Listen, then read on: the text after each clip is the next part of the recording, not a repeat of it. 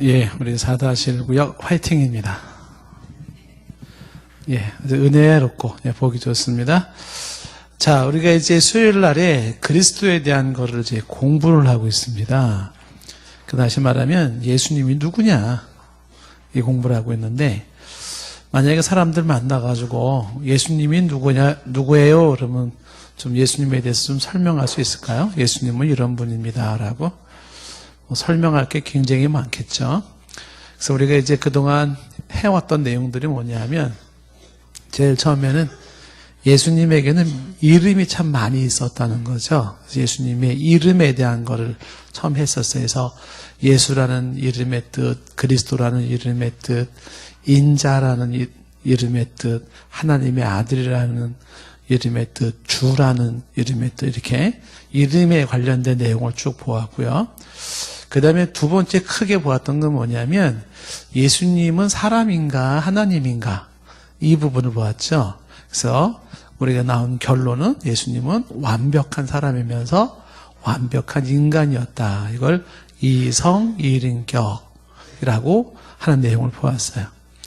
그 다음에 이제 큰 세 번째로 우리가 보는 건 뭐냐면, 예수님은 종인가 예수님은 왕인가 신분에 대한 거. 그래서 예수님은 종이면서 왕이시다. 그래서 종의 신분은 낮아진 신분으로 나타나고 있는 게 뭐죠? 인간이 되시고, 그 다음에 고난을 당하시고, 십자가에 죽으시고, 장사되어진 것. 자꾸 낮아지는 모습이죠. 그런 종의 모습이 있는가 하면, 또 왕의 모습으로 높아진 모습이 있는데, 부활하시고, 승천하시고, 하나님 우편에 계시고, 다시 재림을 하신다. 그래서 예수님의 신분은 종의 신분이기도 하시면서, 왕의 신분이시기도 하시다. 그런 내용을 세부적으로 보았습니다. 그래서 지난 시간에 그 높아진 왕의 신분의 재림 모습을 보았고요. 자, 이제 시간이 되면 한 3타임 정도로 해서 예수님에 관련해서 우리가 이제 좀 공부할 건 뭐냐면, 예수님의 직무는 무엇인가? 직무. 그 직무라고 하는 것은 다른 말로 하면 예수님의 직책. 이 땅에 오셔서 예수님은 어떤 직책을 수행하셨나? 그 직무를 이제 3가지로 이제 얘기를 하게 되는데, 그 중에 오늘 첫 번째를 이제 보게 될 겁니다. 그래서 그리스도의 3대 직무라고 이렇게 얘기를 해요. 3대 직무. 이 직무라는 건 아까 말한 것처럼 직책이라고 하는 것이죠. 그리스도의 3대 직무가 뭐냐라고 하면, 결론부터 간단히 얘기를 한다면 3대 직무는, 첫째가 예수 그리스도는 선지자 되시고, 그 다음에 두 번째가 제사장 직무를 감당하시고, 세 번째가 왕의 직무를 감당하신다. 이게 이제 3대 직무예요. 그리고 3대 직무를 우리가 굳이 주목해야 될 이유가 뭐냐라는 것은, 여기에서 우리가 예수님이 우리의 구원자로서의 필요 충분 조건을 가지고 계시고, 동시에 이 3대 직무를 고스란히 누구에게 물려줬냐면 성도들에게 물려주었어요. 그래서 예수님이 3대 직무를 잘 보면서 나도 이런 3대 직무가 있었네 라고 하는 걸 이제 발견을 해야 되겠죠. 단 나에게 주어진 3대 직무를 생각할 때는 예수님의 3대 직무와 구분을 좀 시킬 필요는 있죠. 안 그러면 또 이단될 수가 있어요. 그래서 어떻게 구분을 시키면서 성도에게 3대 직무가 주어지는 건지도 이제 우리가 생각을 해봐야 될 겁니다. 자, 그러면 오늘은 이제 이 3대 직무에 대한 것 중에서, 자, 먼저 생각해 볼 수 있는 것은 그 3대 직무를 3중직 이렇게 얘기를 한다고요. 3가지 중직이라고 하는데 3대 직무, 3중직이라고 얘기를 해요. 이것이 왜 이렇게 중요한 거냐라고 하는 부분부터 한번 좀 얘기를 해보겠습니다. 첫 번째로 볼 수 있는 게 뭐냐면, 이것이 바로 구약의 예언 성취라고 하는 거죠. 이게 이제 오실 메시아에 대한 구약의 예언인데, 그 예언이 성취되었다라는 것이에요. 성경에 이제 무슨 내용을 말하고 있냐면, 신명기 18장 15절부터 보시면은요, 신명기 18장 15절부터 이제 22절까지 말씀을 한번 쭉 보시면 무슨 내용이 나오냐면, 자, 네 하나님 여호와께서 너희 가운데 네 형제 중에서 너를 위하여 나와 같은 선지자 하나를 일으키르니. 그러니까 이제 신명기에서 예언을 했어요. 선지자 하나를 일으킬 것이다. 선지자 하나를. 그러면서 너희는 그 일으켜질, 앞으로 주어질 선지자 하나, 그의 말을 들을지어다. 이렇게. 선지자 하나를 일으키신다고요? 근데 그의 말을 들어야 된다고요? 이렇게, 선지자가 하나가 주어질 거구나. 선지자가 여러 명이 아니고 특별한 선지자 하나가 딱 일으켜지는데 그의 말을 들어라. 자, 그러면서 이제 이어지는 16절에 말하기를, 이것이 곧 네가 총회의 날에 호렙산에서 네 하나님 여호와께 구한 것이라. 네가 말하기를 내가 다시는 네 하나님 여호와의 음성을 듣지 않게 하시고, 하나님 여호와의 음성을 다시 듣지 않게 하시고, 왜 이런 얘기를 했을까요? 다시는 이 큰 불을 보지 않게 하소서. 두렵건대 내가 죽을까 하나이다. 이 얘기는 뭐냐면, 하나님을 직접 대면했을 때에 거기서 오는 죽음에 대한 두려움이 있을지 몰라요. 조금 더 죄가 있는 상태에서 하나님 앞에 쓴다 그러면 그 거룩하신 하나님 앞에서 죽을지도 몰라요. 그러니까 하나님과 직접 대면하기보다는 하나님과 나 사이에 그 중간 역할을 해줄 선지자 정도가 있으면 좋겠다. 이거를 요청했다는 것이죠.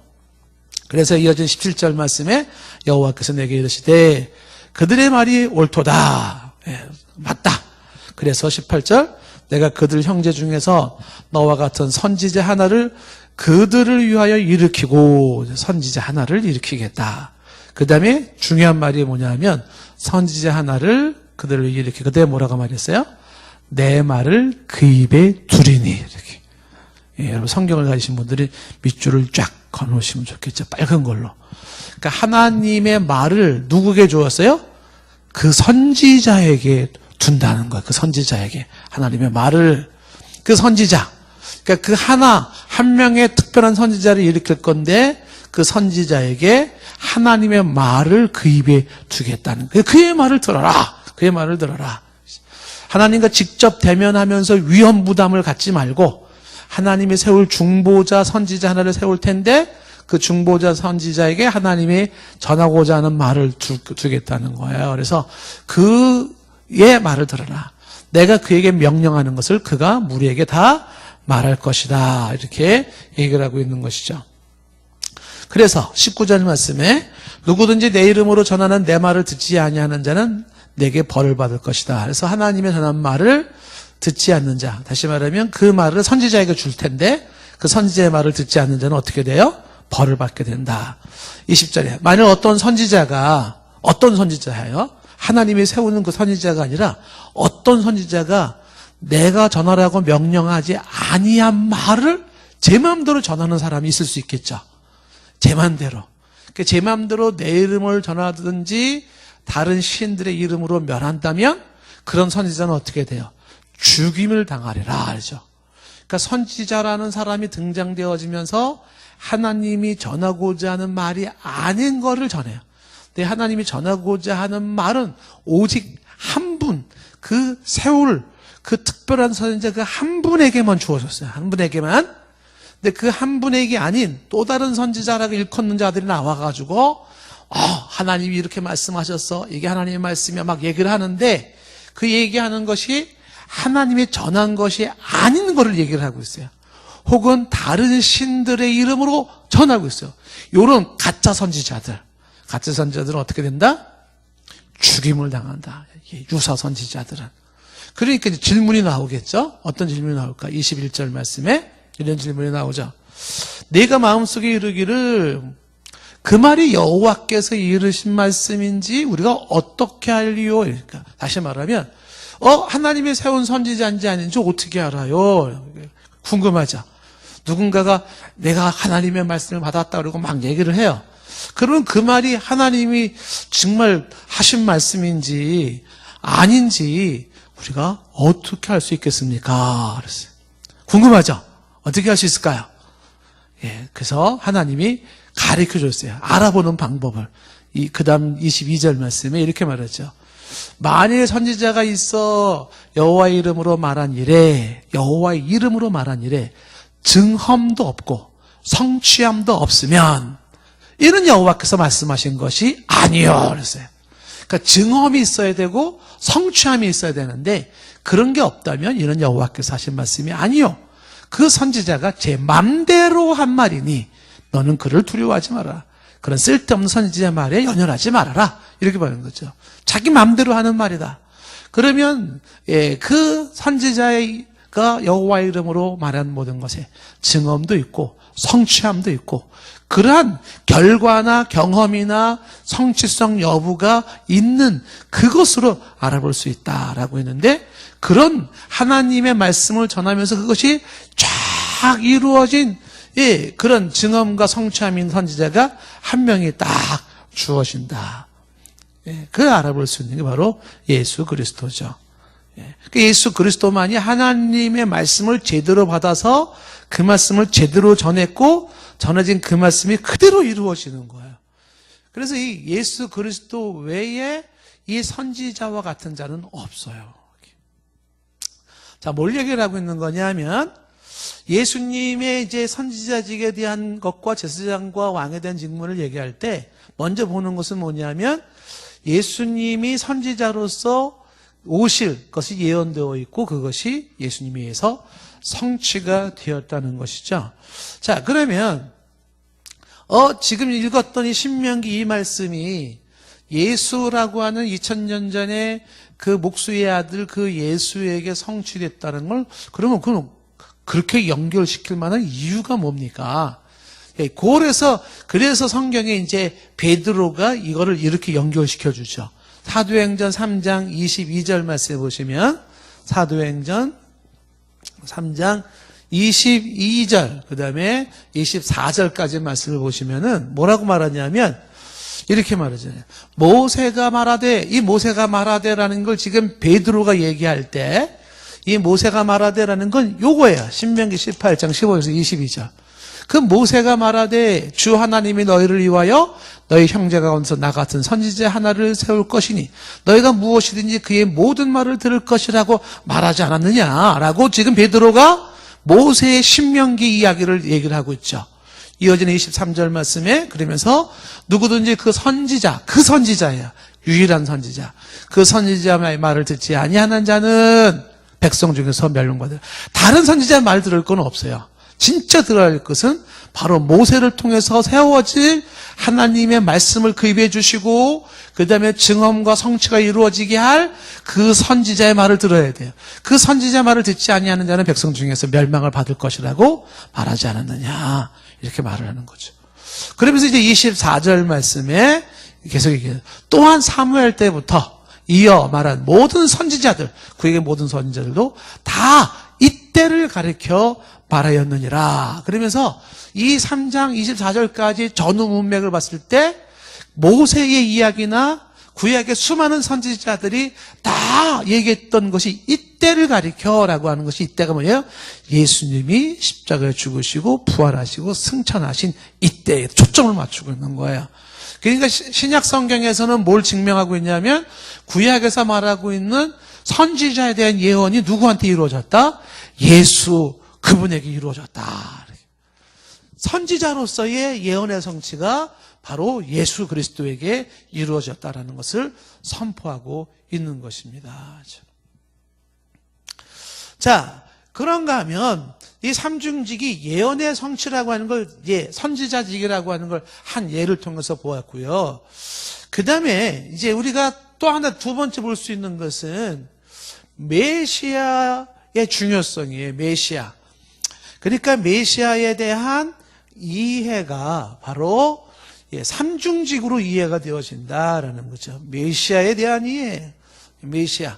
이거는 이제 우리가 오늘 시간 되는 대로 선지자를 끝나고 그 다음에 이제 제사장과 왕으로서 이제 계속해서 우리가 좀 봐야 될 내용이기도 한 것이죠.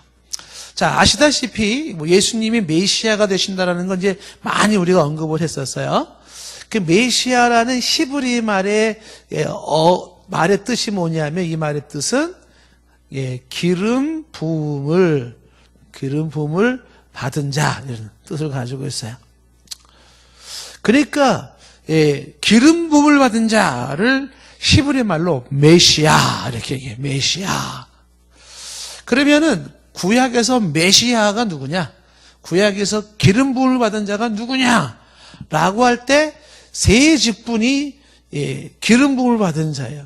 그게 바로 구약의 선지자를 기름 부음을 받은 자가 되고, 선지자가 두 번째가 제사장이 바로 기름 부음을 받은 자가 되고, 세 번째가 왕이 기름 부음을 받은 자예요. 그러니까 이렇게 질문을 해볼 수가 있어요. 구약의 메시아가 누군가요? 구약의 메시아. 구약의 기름 부음을 받은 자가 누구냐? 그러면 세 직분을 말하면 되겠죠. 구약의 메시아, 기름 부음을 받은 자는 선지자와 제사장과 왕이다. 이렇게 말할 수가 있습니다. 자, 그러면 일단은 선지자와 제사장은 차이가 뭐냐? 왕을 하는 거는 대충은 알겠는데 선지자, 제사장은 좀 비슷한 것 같기도 하고 차이가 뭐냐? 이렇게 구분을 좀 시킨다 그러면, 선지자는 그림을 그린다 그러면 이걸 이렇게 그림을 그려볼 수 있겠죠. 이렇게 하나님이 계시고 여기 사람이 있어요. 인간이 있어요. 이렇게 됐을 때 선지자는 하나님의 말씀을 인간에게 전해주는 사람이에요. 그러니까 선지자는 하나님 편에서 하나님의 말씀을 받아서 그 말씀을 인간에게 전해줘요. 그러면 하나님은 당신의 말을 누구한테? 선지자의 입에 주시고 선지자의 입을 통하여 하나님의 말씀이 선포되는 것이죠. 대조적으로 제사장의 그림을 그린다면 제사장은 그림을 어떻게 그릴 수 있을까요? 이렇게 하나님이 계시고 그 다음에 인간이 있다면 제사장은 인간을 대표하여 하나님께 아뢰주는 사람이에요. 이렇게. 그러니까 선지자는 하나님을 대신해서 인간에게 하나님 말씀을 전해주는 자라면, 제사장은 인간을 대신해서 하나님께 인간의 내용들을 아뢰줘요. 그래서 인간을 대변해 주는 거죠. 그래서 인간의 죄를 용서를 구하고 인간의 간구를 올려드려서 하나님의 은혜를 있게 만드는 거죠. 그러니까 인간 편에서의 대변자라고 한다면 하나님 편에서의 대변자, 이런 식으로 이제 선지자와 제사장이 구분이 되어지는 거죠. 그리고 말 그대로 이제 왕이라고 하는 것은 최고의 통치권자로 다스리는 자를 왕이라. 그래서 구약 성경에는 기름을 부어서, 기름을 쫙 부어가지고 직분을 성별을 한 사람이 세 직분이 있다는 거예요. 다른 사람들에겐 그렇게 안 해요. 오직 세 직분에만 기름을 부어서 성별했는데 그 세 직분이 선지자, 제사장, 왕이라는 것이 세 직분이. 그래서 이 세 직분 기름을 부음 받은 자를 이렇게 얘기할 때 우리가 예수님을 메시아라 이렇게 얘기하는 것은 예수님이 요 세 가지 직분을 다 가지고 있기 때문이다라는 거야. 예? 그 예수님이 세 가지 직분을 다 가지고 있기 때문에 예수님을 뭐라고 부른다고요? 메시아 이렇게 부르는 거야. 메시아, 메사야 이렇게. 그래서 메시아라는 말이 요게 다른 뜻이 이제 구원자라 이런 뜻을 가지고 있는 거죠. 구원자. 그러니까 예수님에 대해서 예수님이 메시아인 거를 알 수 있는 중요한 것이 3대 직무예요. 요 3대 직무를 통해서 하나하나 세 개의 직분을 하나하나 확인해 보면서 성경에 보니까 예수님이 선지자로 말하고 있네. 성경을 보니까 예수님이 제사장으로 말하고 있네. 성경을 보니까 예수님이 왕으로 얘기했네. 와, 그럼 예수님은 직무가 세 가지 직무가 있었구나. 제사장으로, 선지자로, 제사장으로, 왕으로 세 직분이 있었구나. 그걸 한마디로 말해서 예수님이 메시아구나 이렇게 말할 수가 있는 거죠. 예수님이 구원자구나. 그래서 예수님이 메시아라는 것을 이해하는 데는 삼중직이 필요하다라는 것이에요. 세 번째, 삼중직을 우리가 알아야 되는 이제 중요한 이유 중에 하나면 이게 바로 성도에 대한 이해, 인간에 대해서 특히 성도에 대한 이해를 바로 제대로 하는 것이기 때문에 그래요. 성도에 대한 이해라고 하는 부분이죠. 다시 말하면 예수 그리스도가 선지자로서 제사장으로서 왕으로서의 그 직무를 가진 것처럼 그 예수님을 믿는 성도들에게도 요 세 가지 직무가 그대로 주어져요. 성도들에게는 선지자로서 제사장으로서 왕으로서의 기능이 있는 것이죠. 특히 이 칼빈이라고 하는 이제 그 종교 개혁자가 기독교 강요라는 거를 불후의 명작을 썼어요. 근데 칼빈은 기독교 강요에서 이 직분을 얘기하면서 이게 굉장히 중요하다라는 걸 강조하면서 다른 어떠한 신학자보다도 특이한 점이 하나가 뭐냐면 요 세 가지 직분이 성도들에게 어떻게 적용되고 있는지를 강조하고 있어요. 그게 이제 강요의 특징 중에 하나입니다. 그래서 그러면 성도에게 이 세 가지 직분이 주어졌다. 이제 이걸로 이제 우리가 선지자를 보면서 결론으로 봐야 되고 제사장을 보면서 또 결론으로 봐야 될 문제고 왕을 얘기하면서도 결론적으로 봐야 될 것들이기에요. 그래서 성도들에게도 이런 삼중직이 있구나라는 거예요. 그래서 이거를 이제 하나하나 따로따로 이제 봐야 되는데 이걸 뭉뚱거려 가지고서 대표적으로 볼 수 있는 게 베드로전서 2장 9절 말씀이죠. 자, 베드로전서 2장 9절 말씀에 보시면은요. 그래서 2장 9절 말씀에 이렇게 됐죠. 그러나 너희는 택하신 족속이요. 너희라는 게 성도입니다. 성도는 택하신 족속이요. 그 다음에 왕 같은 제사장들을 했어요. 그러니까 왕 같은 왕으로서의 제사장이에요. 왕으로서의 제사장. 왕과 제사장. 그리고 거룩한 나라라 일컬어지고 그의 소유된 백성이라고 말하면서 이는 너희를 어두운 데서 불러내어 그분의 기이한 빛에 들어가게 하신 이의 아름다운 덕, 한마디로 하면 복음이죠. 그 복음을 뭐하게 하려 하심이라? 선포하게 하려 하심이다 하는 거죠. 그러니까 왕 같은 제사장이 되어져서 그래서 왕으로서의 통치권을 갖고 제사장으로서 하나님 앞에 나아갈 수 있고 그리고 하나님의 말씀을 받아서 선포하는 자가 되어지는 이게 누구예요? 성도들이에요. 성도들. 예수 그리스도를 믿는 자들에게 세 가지 직분이 그에게 주어졌다는 거죠. 원래 인간이 타락하기 전에는 이 세 가지 직분이 다 있었어요. 인간에게는. 근데 타락한 이후에 이 기능이 마비됐어요. 다 제대로 역할을 못해요. 그 망가진 역할을 다시 회복시킨 게 예수 그리스도예요. 예수 그리스도를 믿음으로 말미암아 원래 창조됐던 인간의 그 모습을 그래서 하나님 말씀을 전하고 하나님 앞에 직접 나갈 수가 있고 그리고 다스릴 수 있고 명령할 수 있는 왕으로서의 그 인간의 회복이 성도로서 그리스도 안에서 이루어지는 것이죠.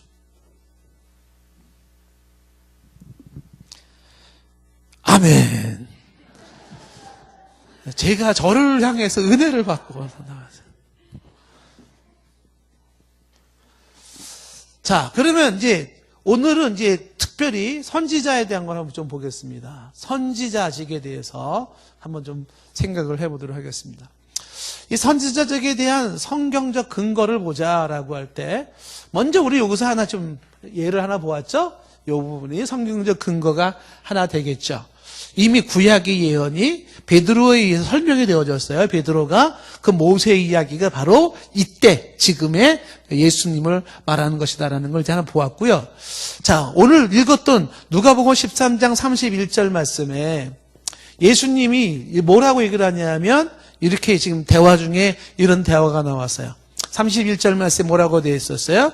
그때 어떤 바리새인들이 나와서 뭐라고 말해요? 네, 나가서 여기를 떠나십시오. 예수님 보고 떠나라는 거예요. 왜?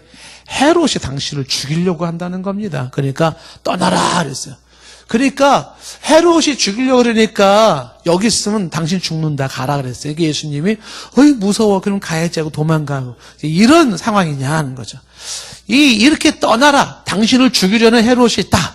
이 말을 듣고 예수님이 뭐라고 얘기를 하냐 하면 오늘 32절에 이렇게 말하죠. 이르시되 너희는 가서 저 여우에게 이르되 저 여우가 누굴까요? 헤롯. 헤롯을 여우라 그랬어요. 이 여우 같은 인간이. 여러분 누구한테 이 여우 같은 인간아 이 말을 하면 너무 상대가 알아들으니까 이 헤롯 같은 인간아 이렇게 딱 얘기를 우리끼리 암호해. 그러면 여우 같구나 이렇게 이해하시면 되겠죠. 저 여우에게 이르되 뭐라고 해요? 오늘과 내일은 내가 귀신을 쫓아내며 병을 고치다가 제3일에는 완전해지리라. 이게 이제 오늘 내일은 기적을 일으키잖아요. 그 기적을 일으키는 게 아까 얘기했던 참 선지자의 증거 중에 하나예요. 아까 얘기했던 증언과 성취가 있을 때 그가 하나님의 선지자인 줄 알라고 했었잖아요. 그 증언과 성취라고 하는 것 중에 하나가 뭐냐면 그것은 보통 인간이 할 수 없는 기적을 행하는 거거든요. 그래서 귀신을 쫓아내고 그다음에 내가 지금 병을 고친다. 이게 지금 내가 할 일인데 3일에는 완전해진다는 것은 이제 예수님이 죽으시고 부활하신 그때 완전한 당신의 메시아 되심을 확실히 증명하게 된다. 이런 얘기를 하시면서 33절에 예수님이 이렇게 말하죠. 그러나 오늘과 내일과 모레는 내가 내 갈 길을 가야 한다는 거예요. 아직은 3일, 즉 죽어야 할 때가 아니에요. 지금은 살아야 할 때예요. 그러면서 예수님이 딱 부러지게 얘기를 하죠. 선지자는 말이야. 예루살렘 밖에서 죽는 법이 없어. 이 얘기 누구를 가리키는 말이냐면 예수님 자기 자신을 가리키는 거야. 예수님은 자기 자신을 뭐라고 얘기냐면 선지자다. 본인 스스로가 선지자인 것을 이야기하고 있는 것입니다. 그러니까 모세가 예언했던 것이 예수님께 이루어졌다고 베드로가 설명을 하고 예수님 자신도 뭐라고 얘기를 하냐면 자신이 선지자인 것을 그렇게 얘기를 하고 있죠. 선지자로서 예수님. 자, 사람들도 예수님을 뭐로 이해를 했냐면 요한복음 6장 14절 말씀에 가면 요한복음 6장 14절에 보면 예수님이 물고기 2마리 보리떡 5개로 많은 사람을 먹였어요. 그 기적을 보고 그 사람들이 예수께서 행하신 이 표적을 보고 뭐라고 말을 합니까? 얘는 참으로 세상에 오실 그 선지자라. 그러니까 이미 백성들 가운데는 어떤 생각이, 어떤 사상이 있었냐면 그 옛날 우리의 조상이 모세 때부터 그리고 구약의 수많은 선지자로부터 예언되어져 왔던 참 선지자, 하나님이 세우실 유일하신 참 선지자가 올 것을 사람들은 기대하고 있었던 거예요. 그러다가 예수님의 표적을 보면서 뭐라고 고백하냐면 세상에 오실 바로 그 선지자가 이분이구나 라고 바로 백성들이, 사람들도 인정을 하게 되어졌다라는 것이. 자, 그래서 지금 구약의 예언에 대한 성취를 베드로가 설명을 하고 예수님 자신이 설명하고 사람들이 설명을 하는데 여기에서 이제 중요한 메시지가 하나가 나오죠. 성경에서 뭘 봐야 되냐면 히브리서를 딱 피면은 처음에 1장 1절과 2절 말씀이 뭐를 얘기하냐면 이렇게 얘기를 해요. 히브리서 1장 1절과 2절 말씀에 뭐라고 되어 있냐면 옛적의 선지자들을 통하여 여러 부분과 여러 모양으로 우리 조상들에게 말씀하신 하나님. 그러니까 하나님은 그 옛날에는 하나님이 누구를 통하여? 하나님은 선지자를 통하여 인간에게 말씀하셨어요. 하나님은 이 선지자를 통하여 선지자를 통하여 여러 부분과 여러 모양으로 우리 조상들에게 말씀하셨어요. 그래서 선지자들이 계속해서 하나님의 뜻은 이거니라. 그래서 구약의 선지자들은 항상 이렇게 얘기를 하죠. 막 선포하고 난 다음에 뒤에 그 다음에 딱 덧붙이는 얘기가 뭐예요? 이는 여호와의 말이니라. 이렇게 얘기를 해요. 한편으로는 되게 건방지죠. 지가 말해놓고 여호와의 말이래.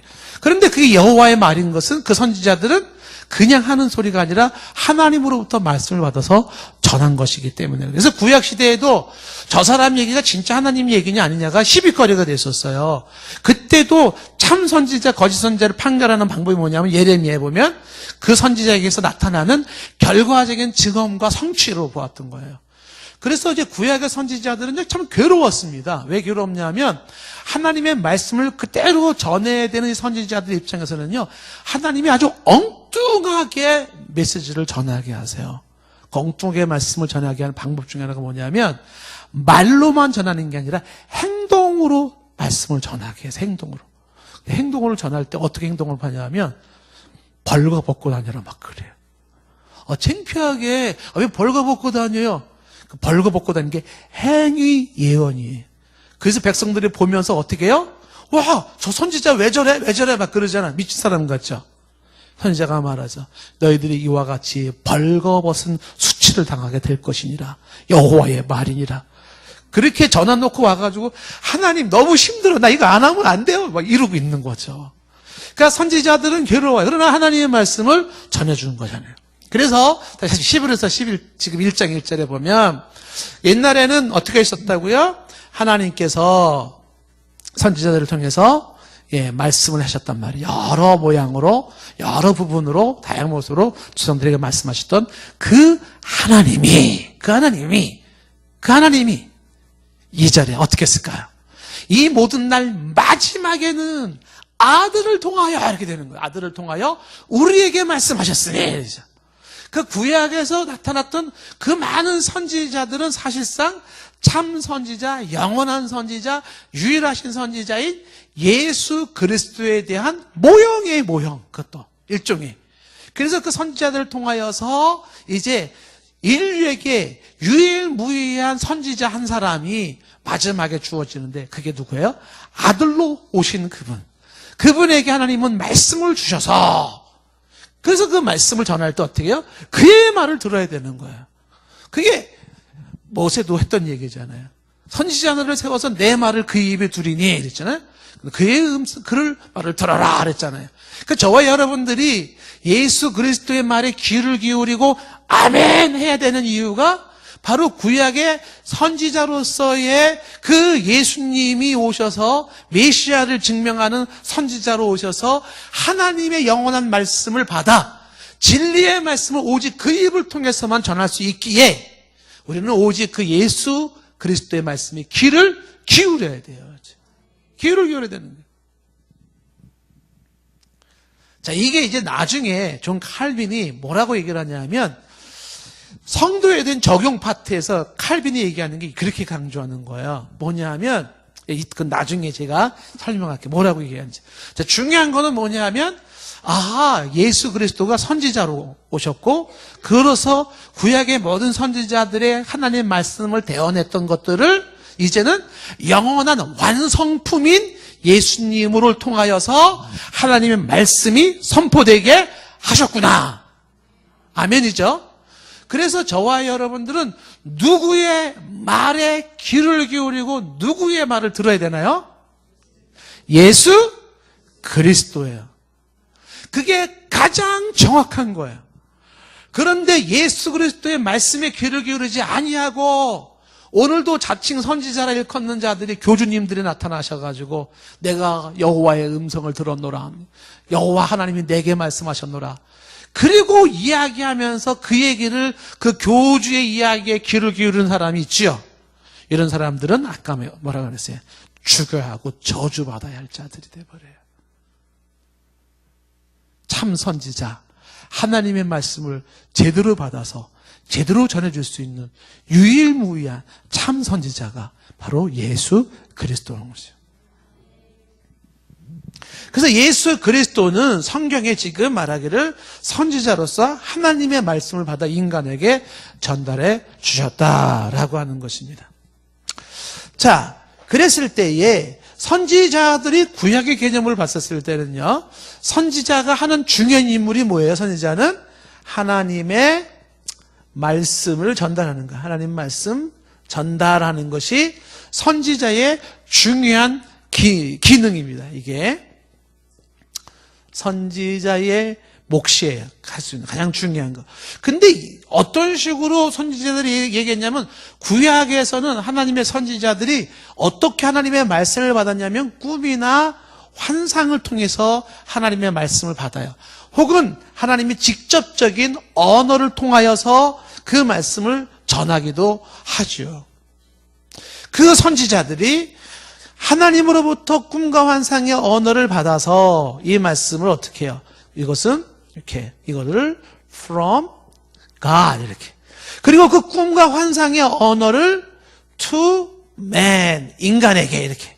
그러니까 하나님의 말씀을 전달하는데 하나님으로부터 꿈이나 환상의 언어를 통해서 말씀을 받아서 이거를 어떻게 해요? 인간에게 전달하시는 게 바로 하나님이 선지자를 통해서 하시는 모습입니다. 자, 그런데 이제 하나님께서 전달하실 때 꿈이나 환상의 언어를 통해서 전달하시는데 거기에서 이제 전달하는 과정에서는 이렇게 꿈이나 환상으로 전달하는 게 아니라 선지자가 아까 말한 행위를 통해서 전달하는. 좀 이따 좀 보고. 먼저 민수기 12장 6절 말씀 보시겠어요. 민수기 12장 6절에 보시면 12장 6절에서 8절까지 말씀 보시면 선지자에 대한 기능을 이렇게 말을 하고 있어요. 이르시되 내 말을 들으라. 너희 중에 선지자가 있으면이에요. 선지자가 있으면 나 여호와가 환상으로 나를 그에게 알리기도 하고 꿈으로 그와 말하기도 하거니와. 그렇죠. 그러니까 지금 이게 모세한테 해주는, 모세를 통해서 지금 백성들에게 알려주는 거예요. 그러니까 하나님 뭐라고 말씀하시냐면 선지자가 있다는 말이야. 그 선지자는 어떻게 너희에게 말씀을 전하는 줄 알아? 하나님이 말씀해 주시는 거죠. 환상이나 혹은 꿈으로 나 여호와가 말하는 것을 전해준다는 거죠. 이게 구약의 선지자들이 하는 방법이라는 거예요. 그런데 이제 그 다음에 이어지는 7절과 8절에서는 그런데 모세는 특별하다라는 거예요. 내정 모세는 그런 일반적인 선지자와 같지가 않아요. 그래서 그는 내 온 집에 충성한 자라고 이야기하면서 12장 8절 말씀에 그 모세는 하나님이 직접 대면했다는 거죠. 그리고 명백하게 말해 주었다는 거예요. 은밀한 말로 하지 않았다는 거죠. 그는 또 여호와의 형상을 보았고 너희가 그런데 어째 내정 모세를 비방하기를 두려워하지 않느냐라는 거. 그러니까 지금 여기 대목에서 강조하는 것은 모세의 특별성을 강조하고 있는데 모세의 특별성을 강조하면서 앞부분에 말한 게 뭐냐면 선지자들은 이렇게 전했다라는 걸 하나님이 소개해 줬어요. 꿈이나 환상이나 말로써 전해 주었다. 그런데 그런 선지자보다도 더 특별한 선지자에 해당되는 모세는 하나님과 직접 대면을 하고 은밀하지 아니한 하나님의 음성을 직접 들어 너희에게 전해 주었던 사람이 바로 이 모세라는 거예요. 근데도 이 모세를 비방하면서도 두려워하지 못하는 니들은 누구냐? 이렇게 되는 거죠. 그러니까 이런 모세의 이야기는 다른 선지자보다도 더 경청을 해야 된다는 거죠. 그죠? 이해가 돼야 안 돼요? 자, 다시 처음부터 해야 될 것 같은 생각이 또. 모세는 다른 선지자보다도 어떻다? 더 경청을 해야 돼요. 그의 말을 무시하면 안 된다는 거예요. 하물며 모세보다 위대하신 예수 그리스도의 말을 어떻게 경청하지 않을 수가 있겠어요? 죽으려고 환장한 거죠. 예수 그리스도의 말을 경청하지 않는 건요, 죽으려고 환장하는 거죠. 모세가 비교할 수 없어요. 모세도 가리키고 있잖아요. 모세도 누굴 가리키고 있어요? 예? 오실 선지자 메시아 예수 그리스도를 가르치고 있던 사람이에요. 모세보다 더 뛰어난 예수 그리스도예요. 자, 예레미야 보시면요. 예레미야 1장 4절에 보시면 하나님이 지금 이제 말씀이 예레미야에게 임하기 시작하면서 5절 말씀에 뭐라고 말하냐면 예레미야에게 너를 모태에 짓기 전에 내가 너를 알았다. 모태에 엄마 뱃속에 짓기 전에 너를 알았고 내게 배에서 아기로 응애 태어나기 전에 너를 성별했고 내가 너를 여러 나라에 뭐로 세웠다? 선지자로 세웠다. 이렇게 있어요. 그러니까 예레미야를 하나님이 엄마가 예레미야를 아기를 갖기도 전에 예레미야라고 하는 사람을 하나님이 영원전부터 알고 계셨어요. 모태에 짓기 전에. 그리고 배에서 나오기도 직전에 하나님은 얘는 선지자로 구별해 놓았다는 거죠. 그리고 여러 나라의 선지자로 세웠다. 이렇게 얘기를 하고 있어요. 이거는 이제 예레미야 한 사람에게만 국한될 말은 아니에요. 이제 여기서 나아가서 예수 그리스도와 성도들에게까지도 적용할 수 있는 말이기도 한데, 그러면서 그랬을 때 예레미야가 6절에 뭐라고 말하냐면 슬픔돼요. 잘못 선택했다는 거죠. 하나님 번지수 잘못 찾았습니다. 저는 아닌 것 같아요. 저는 아이의 이 조그만 아기에 불과하기 때문에 여기서 아이라는 건 나이가 어린 아이가 아니라 정신 수준이나 인격 수준이나 모든 게 다 애 수준이기 때문에 하나님이 저를 성별하시고 구별하시고 열방의 선지를 세웠다는 건 좀 실수하신 것 같아요. 저는 아닙니다. 그리고 그런 얘기 들었을 때 예레미야는 슬펐어요.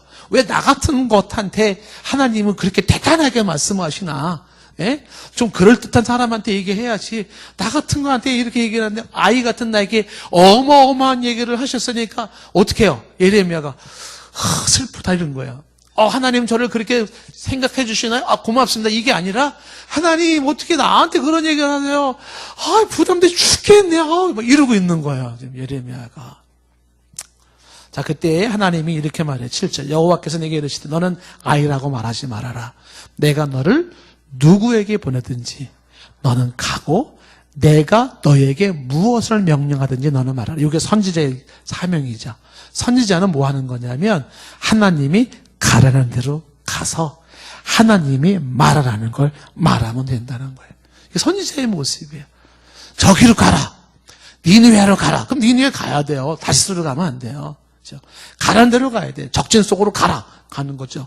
너를 죽이려고 하는 사람에게로 가라. 그러면 가는 거죠. 가서 뭘 말하죠? 하나님이 명령을 그 입에 주시는 거죠. 이 말을 전해라. 그럼 죽음을 각오하고 전해요. 그러다가 뺨 맞고 그러다가 이제 막 옥에 갇히고 그러다가 막 사경을 해마고 죽고 심지어는 죽기도 해요. 그 말하다가.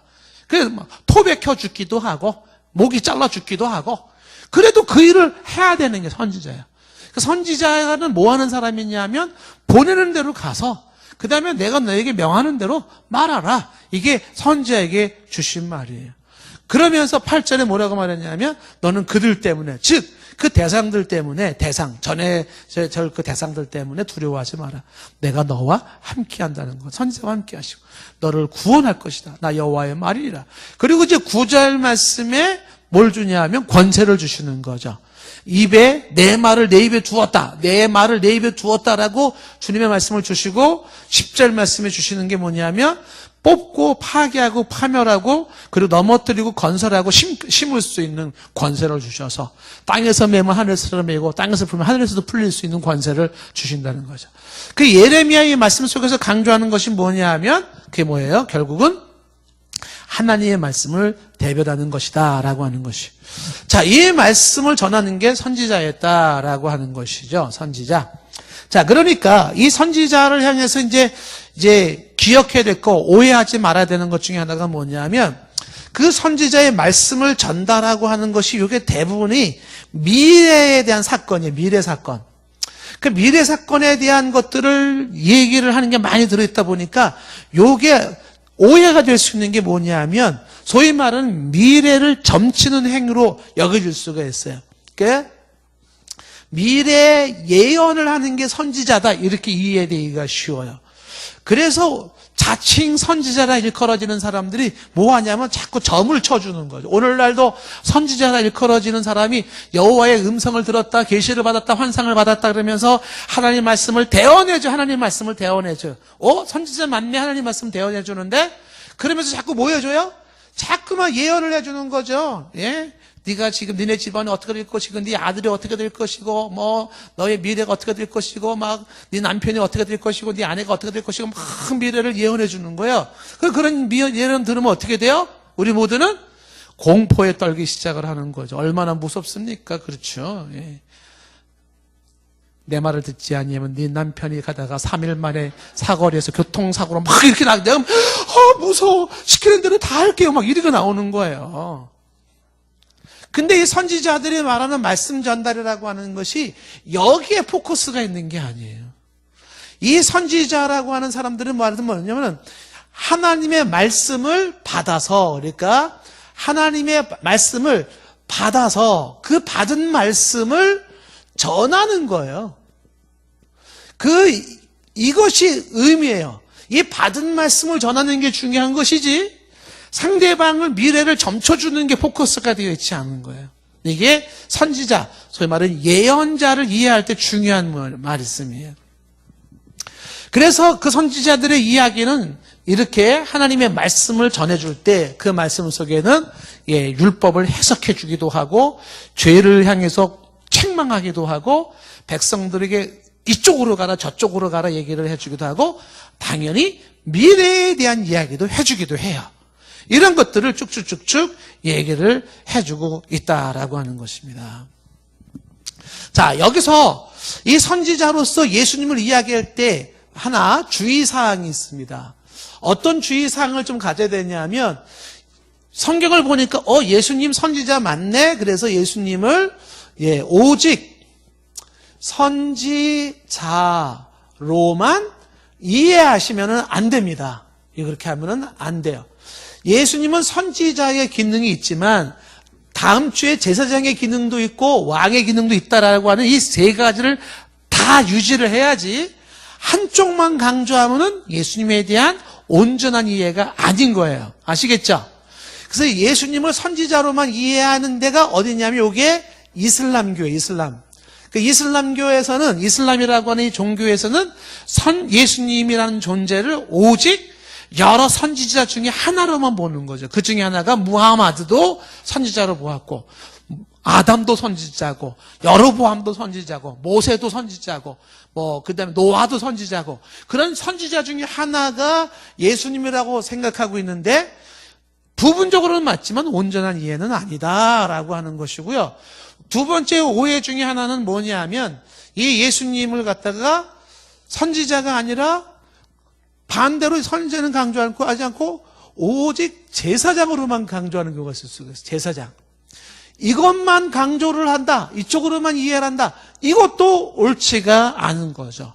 그래서 가끔 잘못 오해 들으면 어떻게 들으냐면 예수님은 우리의 죄를 대속해주고 용서해주는 인간을 대신해주는 그 대속해주시는 예수님만 강조될 때 자칫 오해될 수 있는 게 뭐예요?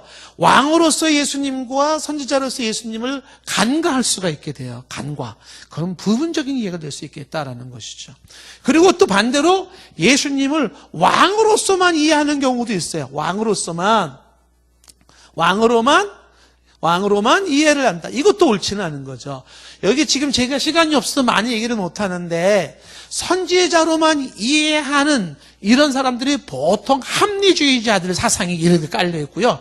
제사장으로서만 예수 그리스도를 강조하는 게 보통 신비주의자들이 여기에 깔려 있고 왕으로서 예수 그리스도를만 강조하는 게 보통 세대주의자들의 이 사상이 깔려 있어요. 이걸 지금이 풀어서 설명하면 아주 많은 설명이 가질 수가 있겠죠. 자, 오늘에서 얘기 중에 이제 결론적으로 얘기할 때 하나만 더 얘기를 하면 마치 뭐냐면 성도가 바로 선지자적인 사명을 가지고 있다. 선지자직을 가지고 있다. 요 내용을 이제 결론으로 얘기를 하려고 해요. 삼중직에서 세 번째 성도에 대한 이해를 이해해야 된다고 얘기했고 칼빈이 이거를 많이 강조했다 그랬죠. 그러면 우리가 예수님이 선지자라는 것을 강조하고 주의사항까지 이해를 했을 때 이것이 우리랑 무슨 상관이 있어요? 이때 성도들도 어떤 직책을 가지고 있다? 선지자직을 가지고 있다는 것입니다. 그런데 그러면 선지자들이 갔을 때 우리는 어떻게 하나님의 말씀을 인간에게 대언할 수 있을까요? 지금도 하나님이 우리에게 꿈이나 환상이나 언어로 말씀을 주셔서 그 말씀을 받아서 이것이 여호와의 말이니라 이렇게 전해야 될까요? 그게 아니라는 거예요. 그래서 여기서 이제 칼빈이 통쾌하게 얘기를 하는 게 뭐냐면 하나님께서 유일무이하게 선지자를 주셨을 때 구약의 모든 선지자가 예언한 게 예수 그리스도잖아요. 그러면 예수 그리스도에게 하나님이 전하고자 하는 메시지를 충분히 선지자인 그리스도에게 주셨다는 거예요. 그렇다면 성도가 선지자직을 가장 확실하게 할 수 있는 방법은 무엇이냐? 예수 그리스도를 전하는 거라는 거죠. 이 예수 그리스도를 전한다라고 하는 것이 바로 예수 그리스도의 복음이에요. 이것이 성도가 선지자로서 가장 확실한 역할을 감당하는 것이라고 칼빈이 기독교 강요에서 강조하는 것이에요. 왜? 하나님의 영원한 가장 영원불변한 진리의 메시지를 누구에게? 예수 그리스도에게 주셨기에 그 예수 그리스도를 그대로 전한다면 가장 중요한 하나님의 말씀을 제대로 전하는 선지자가 될 수 있다는 것이죠. 그래서 이제 칼빈 강요에 나온 걸 제가 한번 읽어드릴게요. 거의 이렇게 얘기를 해요. 그리스도 밖에는 알만한 가치가 하나도 없나니, 이렇게까지 얘기를 하는 거죠. 그리스도 밖에는요, 영원무유한 사람을 살리는 불변하는 진리에 해당되는 그런 알만한 가치는요, 그리스도 밖에는 없다고 선언하라는 거예요. 없다고. 오직 그리스도 안에만 그 영원한 사람을 살리는 하나님의 진리가 그 안에 있다고 인정하라는 거예요. 칼빈은. 그리스도 밖에는 없다. 그래서 계속 말하기를, 믿음으로 그리스도를 있는 그대로 받아들이는 자는, 오직 예수 그리스도를 있는 그대로 받아들이고 그 예수 그리스도를 전하는 자들은 하늘의 영원한 유익들, 베네피트, 영원한 유익들의 무한성을 파악한 자다, 이렇게 말하고 있는 거예요.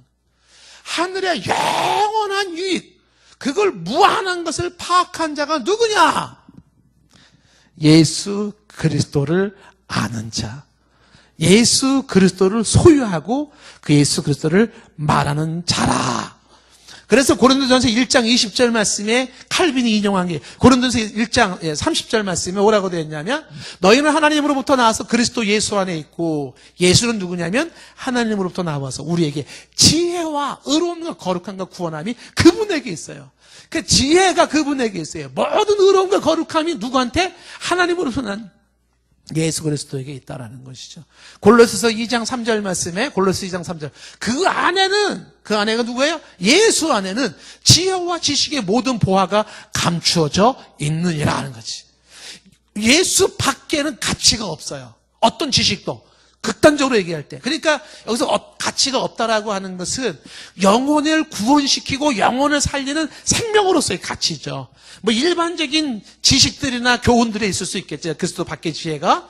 그런데 그리스도 안에 참 지혜, 살리는 지혜, 영원한 지혜가 그리스도 안에 있어요. 그 안에는 지혜와 지식의 모든 보화가 그분에게 있어요. 오직 영원한 선지자 되신 예수 그리스도에게 하나님은 하늘의 지혜를, 하늘의 지식을, 모든 보화를 그 선지자 예수 그리스도에게 주셨고, 너희는 그의 말을 들어라. 그의 말을 듣지 않는 자들에게는 죽을지니, 그 그리스도 외에 다른 선지자의 말에 기웃거리지 말고 그리스도의 이야기에 귀를 기울이고, 우리가 성도로서 선지자의 사명을 감당한다는 게 뭐냐? 그 예수 그리스도를 전하는 거예요. 그 예수 그리스도의 복음을 전하는 것이라는 거죠. 다른 데 현혹되지 않기를 바랍니다. 분명하게 구분시켜야 된다는 거죠. 기도하시겠습니다.